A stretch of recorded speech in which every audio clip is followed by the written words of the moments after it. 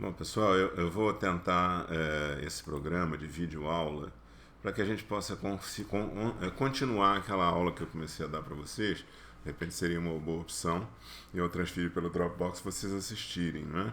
Então, a gente parte de onde a gente parou na aula passada. Isso aí é uma representação simbólica da interação entre os diversos sistemas que no fundo constituem o quê? Sistemas destinados a preservar a homeostase, a preservar a vida.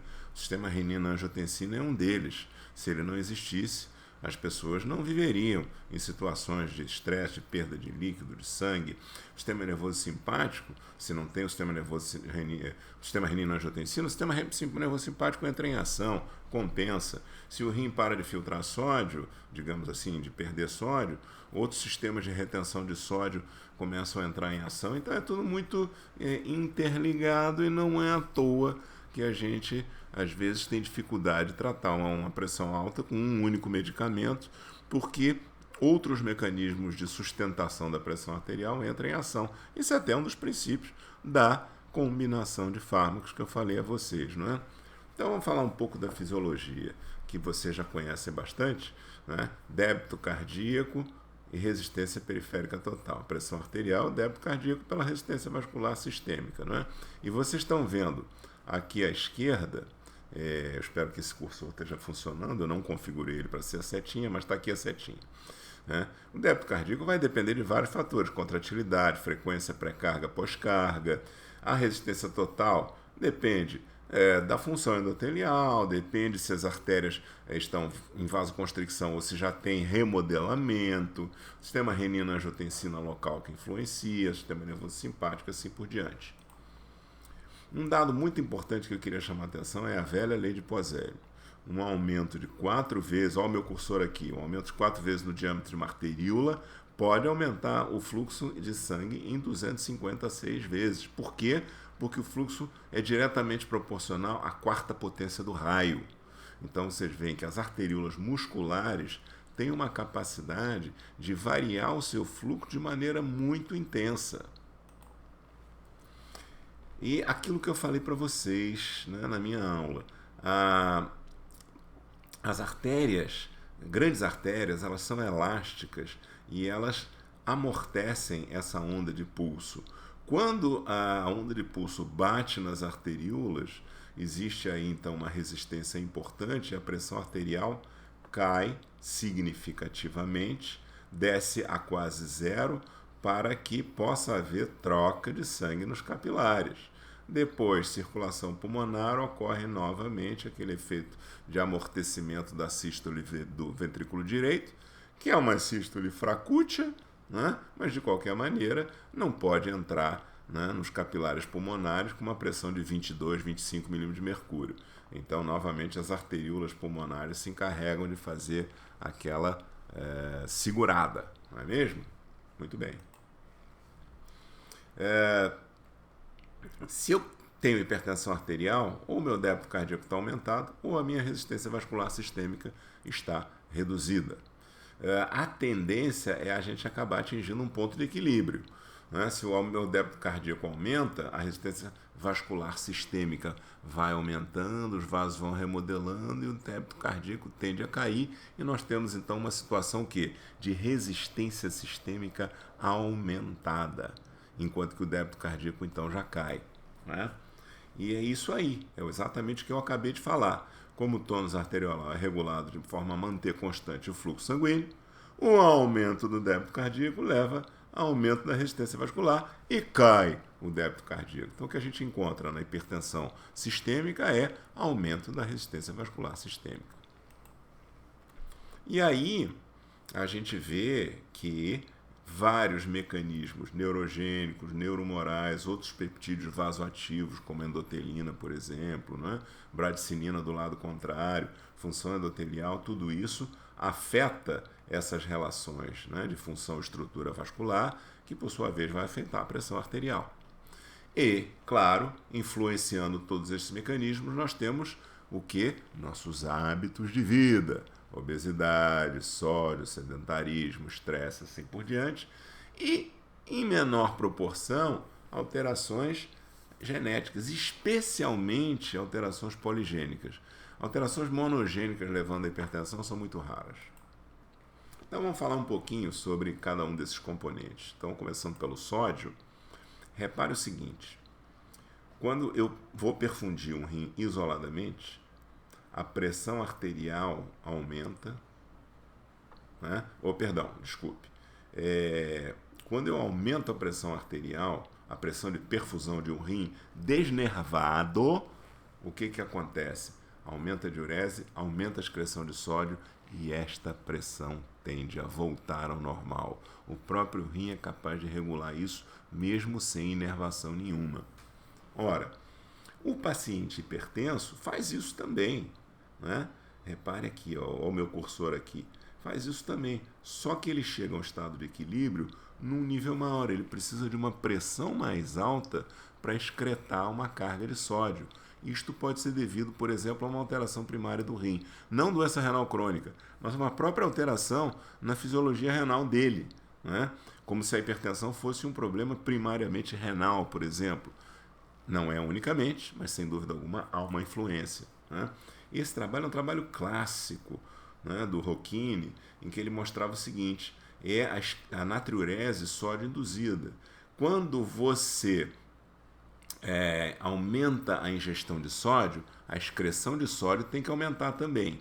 Indivíduos normais excretam mais sódio, vocês, por exemplo, nós não somos hipertensos, a gente excreta mais sódio, né, mas a pressão arterial se mantém igual. Um indivíduo, por exemplo, adolescentes obesos, né, eles precisam de uma pressão arterial mais alta para excretar essa mesma quantidade de sódio. Mas, quando eles perdem peso, olha aqui o cursor, esse cursor teimoso que volta e meia para, quando eles perdem peso, nós verificamos que o ritmo, né, de excreção urinária volta ao normal, a pressão arterial não aumenta quando eu dou uma carga maior de sódio, né? Então, a gente sabe que o consumo excessivo de sal ele pode responder por 17% a 30% nos casos de hipertensão arterial, especialmente naqueles indivíduos que são chamados sódio sensíveis, idosos, né, raça negra, renais crônicos. Quanto mais o indivíduo se torna renal crônico, quanto mais piora a filtração glomerular, mais dependente de volume esse indivíduo fica, né? A hipertensão arterial vai ficando mais volume dependente. Tanto que em pacientes, por exemplo, em hemodiálise, quando a pressão arterial deles sobe, quando eles estão hipertensos, a recomendação é retira mais líquido, não é dar antihipertensivo. Os nefrologistas falam isso muito, né? E então, como eu falei para vocês, olha aí, idosos, negros, obesos, e a gente não falou aqui no diabetes, aqui a doença renal crônica, né? E a qualidade da dieta também pode influenciar.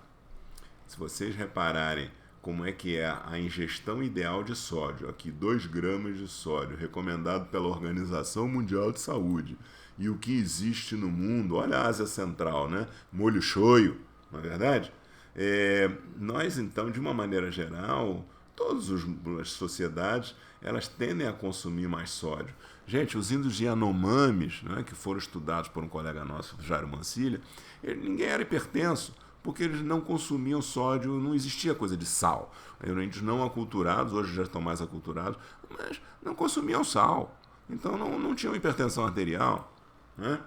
E repare o seguinte: onde é que a gente encontra um menor teor de sódio nos alimentos? Frutas, legumes, alimentos de origem natural, né? Verduras, tá? Tem nível de sódio muito baixo. Uma maçã, por exemplo, 1 miligrama de sódio, batata 1 miligrama, feijão cru 1 miligrama. Vão guardando essas coisas aí para falar, né, para o pessoal da cozinha, né? Leite. Alimentos de origem animal, vocês reparem que já começa a ter mais sódio.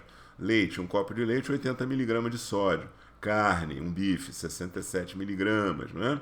Nossos ancestrais ingeriam menos de 400 miligramas por dia de sódio e nós ingerimos, né, mais de 4 gramas, às vezes 12 gramas por dia. O povo que gosta de bacalhau é ainda mais, né, ingere mais sódio ainda.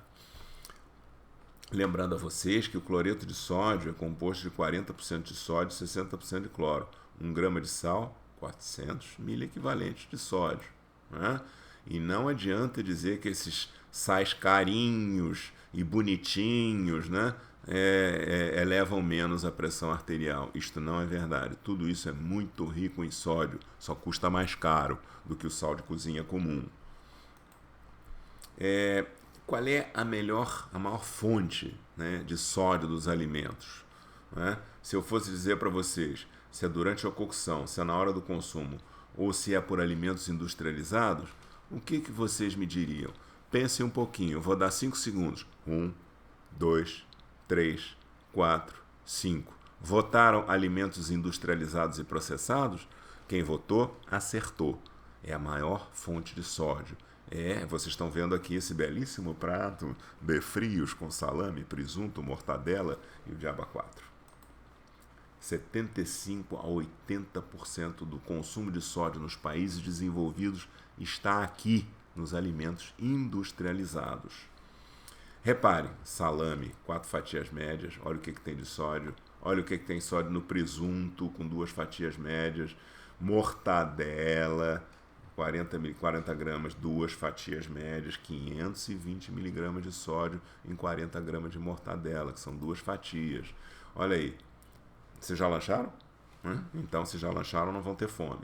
Mas se não lancharam, vão ficar com vontade de comer sanduíche de pão com mortadela ou de pão com queijo e presunto. 1.364 gramas de sódio. Aqui, à esquerda, 1.024 miligramas de sódio. Aqui, à direita. Portanto, a quantidade bastante elevada. E se aí eu prefiro, não, all natural, sanduíche natural. Sanduíche natural, 780 miligramas de sódio. Portanto, o natural pode ser natural em relação a alimentos proteicos, mas em relação a sódio tem bastante. Né? E aí vamos a batata chips, fandangos, que eu odeio. Chips eu gosto, especialmente a Pringles. Né? Não estou fazendo propaganda, não. Doritos, eu tenho horror a esse troço, imitação de tortilha. Enfim, olha a quantidade de sódio em cada um deles. Aqui, olha o cursor. Aqui, olha o cursor. Aqui, olha o cursor. E no cheeseburger, 1 grama de sódio. E no miojo, 1.300. E na lasanha pronta, 1.100, quase 1.200. Caldo Knorr. Quando eu era garoto, tinha uma propaganda de uma galinha dizendo que Knorr é melhor para subir a sua pressão arterial. 1 cubo, 2 gramas de sódio.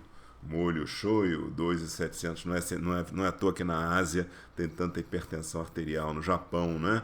E outra coisa, versão light, sódio light, é 25 a 30% menos sódio. Aí o cara bota o sal light e diz assim, eu não sei, não está adequadamente salgado, e dobra a quantidade de sal e acaba consumindo muito mais sal do que comeria com sal comum, né? Vamos ao sistema renina-angiotensina. Eu quero lembrar vocês, o sistema renina-angiotensina existe em tudo que é canto, né, do organismo, mas especialmente no rim ele tem uma função. Né? Vocês sabem que a mácula densa, que está justamente entre a arteríola aferente e eferente, isso aqui é o aparelho justaglomerular, não é? A mácula densa é um grande sensor de volume e de natremia. Quando o sódio está baixo, né, existe a produção de renina. Renina, angiotensina, ativa a aldosterona, existe vasoconstricção, ativação do sistema nervoso simpático, retenção de sódio. Quando existe hipovolemia, a mesma coisa. Não é? Vocês sabem, por exemplo, só vou dar um exemplo agora dos novos inibidores de SGLT2, empagliflozina, dapagliflozina, né? É interessante que eles são diuréticos porque a glicose puxa água para dentro do túbulo, né? Faz uma diurese osmótica. Mas eles são natriuréticos também, porque eles atuam justamente inibindo o transportador sódio-glicose. Então, sai glicose e sai sódio. E aí o que acontece? Esse sódio que chega na mácula, perto da mácula densa, né, no túbulo contornado proximal, chega ali perto da mácula densa, Perdão, no túbulo contornado distal que eu falei. Chega perto da mácula densa, engana a mácula densa. Você está tendo perda de volume, mas você está tendo uma concentração de sódio alta. Aí a mácula densa diz, não, eu não vou produzir renina porque tem muito sódio aqui no túbulo contornado distal. Então, não há produção, né, de peptídeos vasoativos. Então, se diz que os inibidores de SGLT2, eles têm uma propriedade diurética sem ativar o sistema renina-angiotensina, porque a diurese é de outra natureza, é osmótica. Né? É bem legal isso. Bem legal isso. Já os diuréticos de alça, etc., ativam o sistema renina-angiotensina. Então, vocês sabem que então, a enzima conversora da angiotensina, né, ela também, né, ela catalisa, né, a conversão de bradicinina em fragmentos inativos. Quando eu inibo a ECA, eu também aumento a bradicinina, inclusive é o mecanismo responsável pela tosse. Né? Já a ECA, ela inibe a conversão da angiotensina 1 em angiotensina 2, né? A ECA estimula, né, a conversão, ela catalisa a conversão da angiotensina 1 em 2 e isso tende a aumentar a pressão arterial. Existe um outro sistema também, que vocês devem estar ouvindo muito falar agora por causa do coronavírus, que é a ECA2. Né? A ECA2 é um outro sistema que, na verdade, estimula uma angiotensina 1,7, ela converte a angiotensina em angiotensina 1,7, que é vasodilatadora, e ela se opõe à angiotensina. Mas, enfim, nós estamos falando aqui, basicamente, desse lado aqui do sistema renina-angiotensina clássico. Né? E a gente sabe que existe receptor AT1 no cérebro, na suprarrenal, nos rins, nos vasos, né? E isso, a angiotensina atuando sobre esses receptores aumenta estresse oxidativo, aumenta a vasoconstricção, estimula a hiperplasia, aumenta a sede, apetite, aumenta a atividade do hormônio antidiurético e assim por diante. Eu estou passando rápido por isso, tá? A angiotensina, ela também é um poderoso indutor de estresse oxidativo, ela leva à disfunção endotelial, né? E provocando aquilo que todos nós sabemos, né? Vasoconstricção, inflamação, trombose, assim por diante. Né? O sistema nervoso simpático, ele tem uma influência importante tanto no coração como no rim como nos vasos. Só vou lembrar vocês que é importante, evidentemente, na regulação do tônus vascular e existe uma grande crosstalk, uma grande conversa entre sistema renina-angiotensina e sistema nervoso simpático. Indivíduos obesos têm a ativação dos dois, especialmente a obesidade visceral, que ainda por cima vem com inflamação. E eu vou falar isso já já. Função endotelial. Eu não vou perder tempo com isso. Vocês sabem que o endotélio saudável converte todos os estímulos em óxido nítrico, não é? E o endotélio doente, na verdade, existe redução da produção de óxido nítrico e todos esses estímulos protrombóticos e vasoconstrictores vão acabar afetando adversamente, né, a célula endotelial, levando, inclusive, à formação do mecanismo de aterosclerose, iniciação do mecanismo de aterosclerose. Né? Quem veio primeiro? Disfunção endotelial levando a hipertensão ou hipertensão levando a disfunção endotelial? Pode ser que as duas coisas entrem em ação, mas o fato é que a hipertensão aumenta a disfunção endotelial. Então isso é um feedback positivo. Obesidade. Aqui tem um gráfico enorme, né? Ainda não é o gráfico que eu vou mostrar. O aumento excessivo do peso corporal, olha aqui embaixo, gente, é uma importante causa de hipertensão, responsável por 65 a 75% do risco de hipertensão arterial. Repito pertinho do microfone, quando a gente faz um paciente emagrecer, muitas vezes a gente tem que reduzir os medicamentos porque eles ficam hipotensos. Ok? Tá ok? Vamos lá. Álcool e hipertensão é responsável por 5 a 10% dos casos de hipertensão arterial. Consumo excessivo de álcool. Essa relação ela parece linear. E o consumo moderado, tudo bem. Eu vou falar daqui a pouco sobre o que é nas medidas não farmacológicas. Já falei para vocês na outra aula sobre envelhecimento arterial, isso está gravado na outra aula, em que eu chamei muita atenção para esse fator de amortecimento dos grandes vasos. Vou passar adiante, né? Isso também eu vou passar adiante, que eu mostrei naquela aula que vocês já baixaram no Dropbox. Portanto, não vou falar nisso de novo. Tá? Mas é um aspecto importante, especialmente na fisiopatologia da hipertensão arterial no idoso, né? E muito difícil de tratar, inclusive, né? Bom, em relação a medidas então não farmacológicas, redução da ingestão de sódio. Olha, pode reduzir a pressão arterial em até 5 a 6 milímetros de mercúrio se a gente reduz para 2 gramas, né, de sódio por dia, né? Peso corporal. Repare, cada 1 quilo de redução no peso corresponde a 1 milímetro de redução na PA. Se eu perco 5% do peso corporal, eu posso reduzir em 20 a 30% a pressão arterial. Bacana, né? Uma meta-análise mostra, por exemplo, que uma redução de 5 quilos no peso corporal levou a uma redução de quase 5 milímetros na pressão arterial sistólica e 3,6 na pressão arterial diastólica, mesmo sem alcançar, o peso corporal ideal, né? Em relação à dieta, existe um famoso trabalho que é a dieta DASH. Não é tão diferente assim da dieta mediterrânea, é muito baseado em frutas, legumes, verduras, mais peixe, mais óleo vegetal, né? Óleos poliinsaturados, grãos, né? E essa dieta, ela comprovadamente reduziu a pressão arterial em 11 milímetros de mercúrio e foi capaz de reduzir desfechos cardiovasculares. A dieta DASH é muito conhecida, não é? E o consumo de álcool. Moderação, o que é?